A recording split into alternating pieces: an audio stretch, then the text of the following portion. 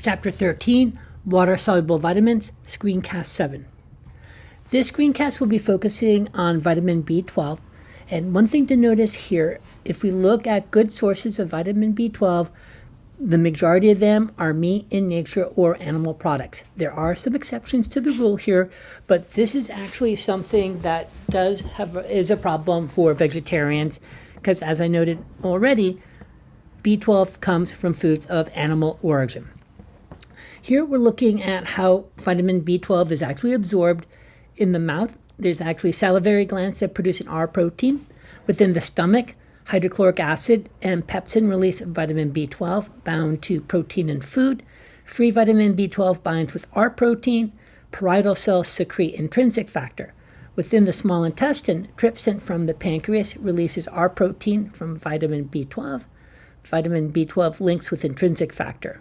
Within the ileum, vitamin B12 and intrinsic factor complex is absorbed into blood and binds to transport protein transcobalamin 2. Within the liver, that is where vitamin B12 is actually stored. Now, vitamin B12 is required for two enzymatic functions. One is the formation of methionine from homocysteine.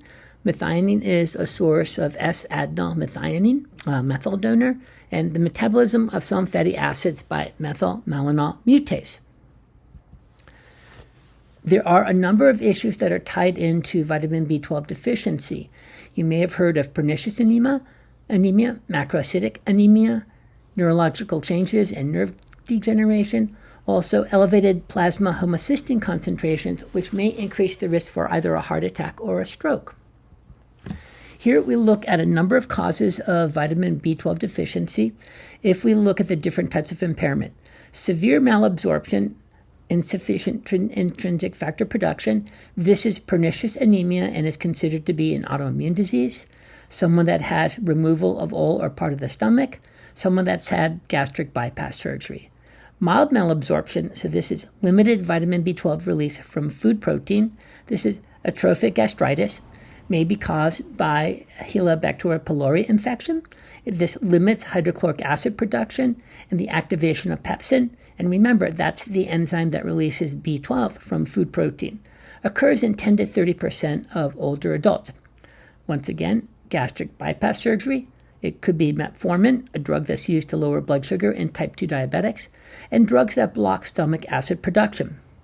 Mild or severe malabsorption disorders of the ileum, diseases of the small intestine such as inflammatory bowel disease, celiac disease, or an intestinal overgrowth, surgical removal of the ileum.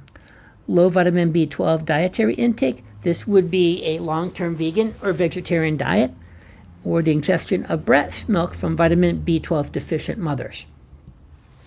Persons that are at risk for vitamin B12 deficiency are the elderly, and this is due to impaired absorption of vitamin B12. Malabsorption syndrome, these are individuals that need either monthly injections, a nasal gel, or very high oral doses. Vegetarians and vegans, infants born to breast or breastfed by vegetarian or vegan mothers.